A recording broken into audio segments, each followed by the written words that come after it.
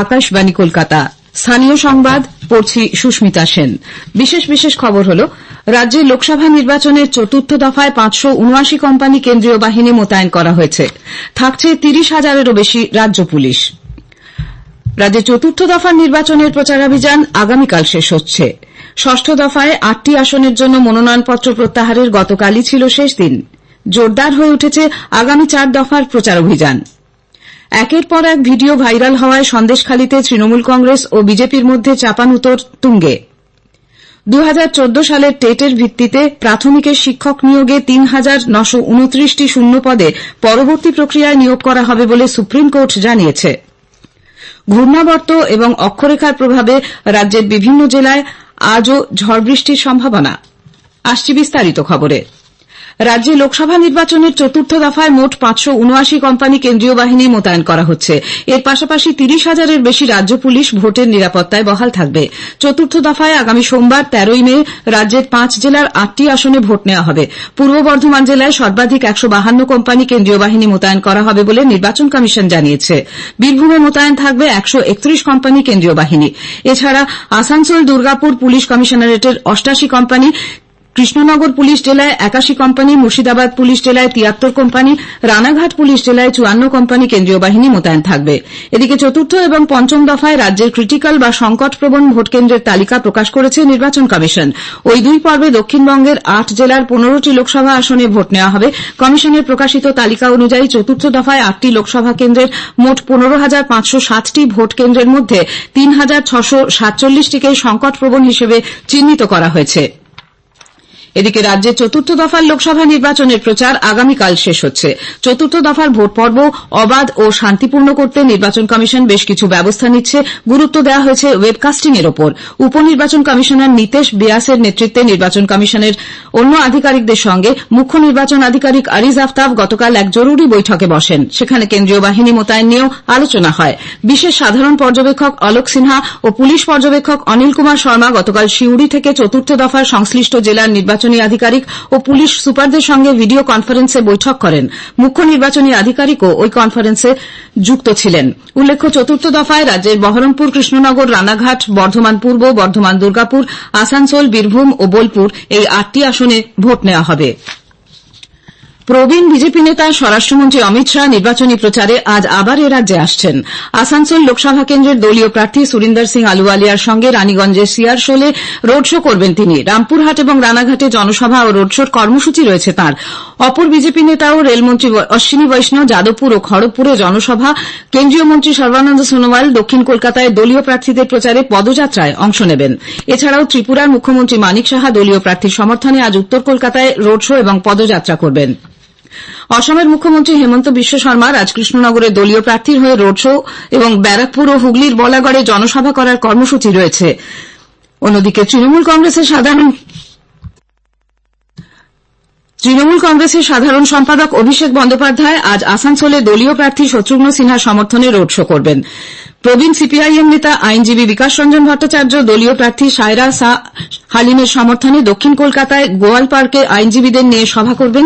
কৃষ্ণনগর লোকসভা কেন্দ্রের নাকাশিপাড়া এবং ব্যারাকপুর কেন্দ্রের মোহনপুরে নির্বাচনী জনসভা করবেন আইএসএফ নেতা নওশাদ সিদ্দিকী। লোকসভা নির্বাচনের ষষ্ঠ দফার জন্য মনোনয়নপত্র প্রত্যাহারের সময়সীমা গতকাল শেষ হয়েছে। এই দফায় পশ্চিমবঙ্গ সহ 6টি রাজ্য ও 2টি কেন্দ্রশাসিত অঞ্চলের 58টি আসনে ভোট নেওয়া হবে 25 মে। এর মধ্যে রয়েছে রাজ্যের 8টি আসন পুরুলিয়া, বাঁকুড়া, বিষ্ণুপুর, মেদিনীপুর, ঝাড়গ্রাম, কাঁথি, তমলুক ও ঘাটাল। অন্যদিকে রাজ্যে পঞ্চম দফা লোকসভা নির্বাচনে 88 জন প্রার্থী প্রতিদ্বন্দ্বিতার আসরে রয়েছেন। এই দফায় বনগাঁ, ব্যারাকপুর, হাওড়া, উলুবেড়িয়া, শ্রীরামপুর, হুগলি ও আরামবাগ এই 7টি আসনে ভোট গ্রহণ 20 মে।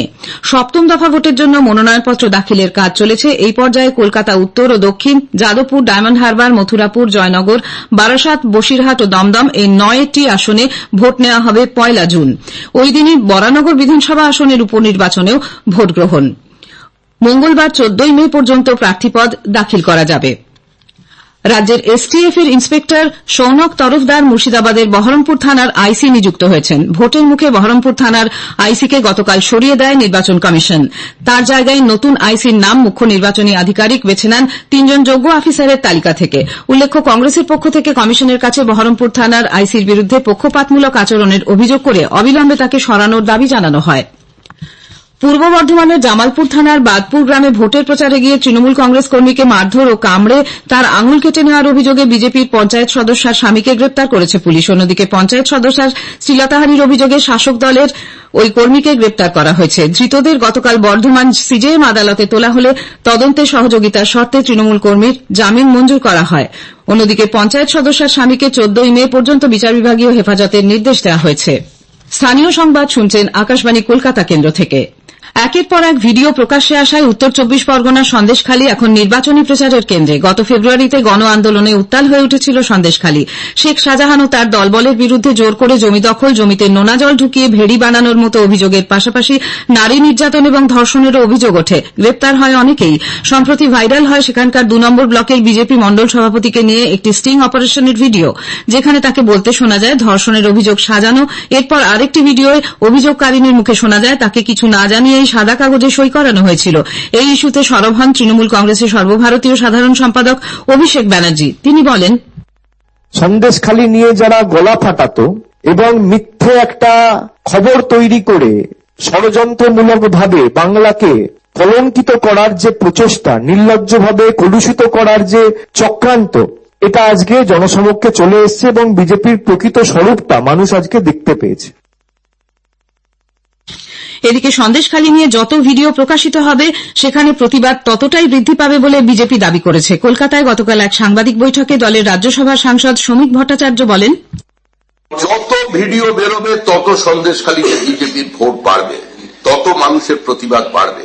কোন ভিডিওকে প্লান্ট করে কোন ফেক স্টেটমেন্টকে সামনে নিয়ে এসে কাউকে বিভ্রান্ত করা যায় না।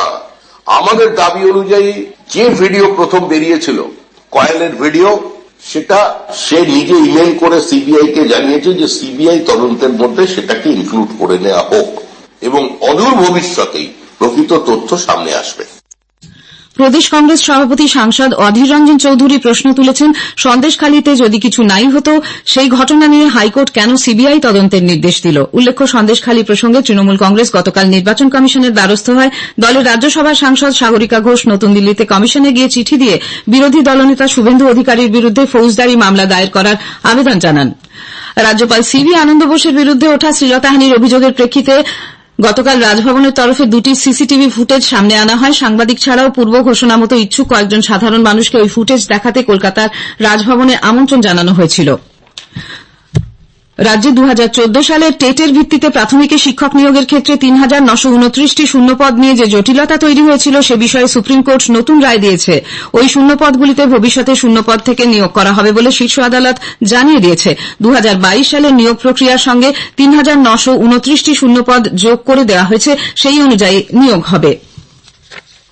আজ অক্ষয় তৃতীয়া। বৈশাখ মাসের শুক্লপক্ষের তৃতীয়া তিথিতে পালিত হয় অক্ষয় সমৃদ্ধির এই উৎসব। এই দিনে যেকোনো নতুন কিছুর সূচনা জীবনের সৌভাগ্য ও সমৃদ্ধি বয়ে আনে বলে মনে করা হয়।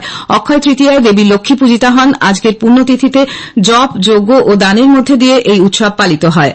অক্ষয় তৃতীয়া উপলক্ষে অনেক স্বর্ণ বিক্রেতা প্রতিষ্ঠান গহনার উপর বিশেষ ছাড় দিয়ে থাকেন। পয়লা বৈশাখের বদলে এই দিনে অনেক ব্যবসায়ী লক্ষ্মী গণেশের পুজো করে হালখাতার সূচনা করেন। হিন্দু শাস্ত্রমতে ভগবান বিষ্ণুর ষষ্ঠ অবতার পরশুরামের জন্মজয়ন্তী পালিত হয় এই দিনটিতে। ঘূর্ণাবর্ত ও অক্ষরেখার প্রভাবে রাজ্যের বিভিন্ন জেলায় আজও ঝড় বৃষ্টির সম্ভাবনা আছে। আলিপুর আবহাওয়া দপ্তর থেকে জানানো হয়েছে, পূর্ব মেদিনীপুর ও 2 চব্বিশ পরগনায় আজ ভারী বৃষ্টির সম্ভাবনা রয়েছে। কলকাতায় বৃষ্টির পাশাপাশি ঘণ্টায় 50 থেকে 60 কিলোমিটার বেগে ঝোড়ো হাওয়া বয়ে যেতে পারে। 10 তারিখের বৃষ্টিপাতের সম্ভাবনা থাকছে দক্ষিণবঙ্গের জেলাগুলিতে। লাইটিং, বজ্রপাত বা দমকা হাওয়া এর তীব্রতা বেশি থাকবে, বা রেনফল অ্যামাউন্টও বেশি থাকবে। তারপর 11 থেকে 12-13 তারিখেও বৃষ্টিপাতের সম্ভাবনা থাকছে, কিন্তু এই দমকা হাওয়া বা বজ্রপাতের যেটা ইন্টেন্সিটি সেটা তুলনামূলকভাবে কম থাকবে ধীরে ধীরে। টেম্পারেচারের নেক্সট 4-5 ডেতে খুব একটা চেঞ্জ নেই, মোটামুটি স্বাভাবিকের থেকে কমই থাকবে এখন। কলকাতায় আজ সর্বনিম্ন তাপমাত্রা রেকর্ড করা হয় 21.9 ডিগ্রি সেলসিয়াস, যা স্বাভাবিকের চেয়ে 4.9 ডিগ্রি কম।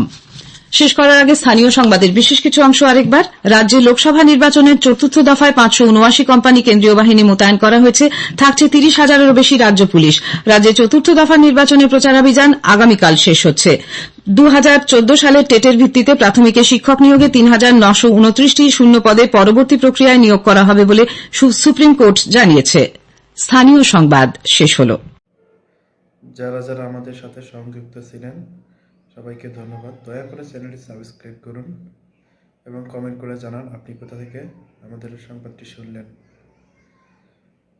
এবং আপনার বন্ধু বান্ধবদের সাথে শেয়ার করে দিন যাতে তারাও রেগুলার সংবাদ শুনতে পারে। ধন্যবাদ আমাদের সাথে থাকার জন্য।